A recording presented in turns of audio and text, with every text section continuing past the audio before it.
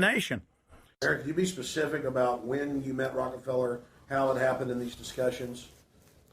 I met Rockefeller through a female attorney I knew who called me up one day and said, one of the Rockefellers would like to meet you. I had made a video called Mad as Hell, and he'd seen the video and wanted to meet me and knew I was running for governor of Nevada. So sure, I'd love to meet him. And I met him, and I liked him, and he was a very, very smart man. And we used to talk and share ideas and thoughts. And he's the one who told me 11 months before 9/11 ever happened that there was going to be an event. Never told him what the event was going to be, but there was going to be an event. And out of that event, we were going to invade Afghanistan to run pipelines from the Caspian Sea. We were going to invade Iraq, to take over the oil fields, establish a base in the Middle East, and make it all part of the New World Order. And we'd go after Chavez in Venezuela. And sure enough, later, 9/11 happened. And I remember he was telling me how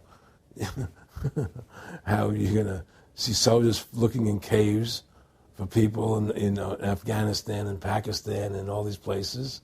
And there's going to be this war on terror, of which there's no real enemy. And the whole thing is a giant hoax, but it's a way for the government to take over the American people. He told you it was going to be a hoax. Oh, yeah. Oh, yeah. There's no question. He says, there's going to be war on terror. And he's just laughing. There's no... Who are we fighting? I mean, why do you think 9/11 happened and then nothing's happened since then? Do you think that our security is so great here that these people who pulled off 9/11, who were able to, can't knock down another plane? Come on, it's ridiculous. 9/11 was done by people in our own government and our own banking system to perpetuate the fear of the American people into subordinating themselves to anything the government wants them to do. That's what it's about, and to create this war, this endless war on terror. And that's why and that was the first lie. And the next lie was going into Iraq, to get Saddam Hussein out with his weapons of mass destruction. That was the next lie. Now, specifically, this was a little over 6 years ago?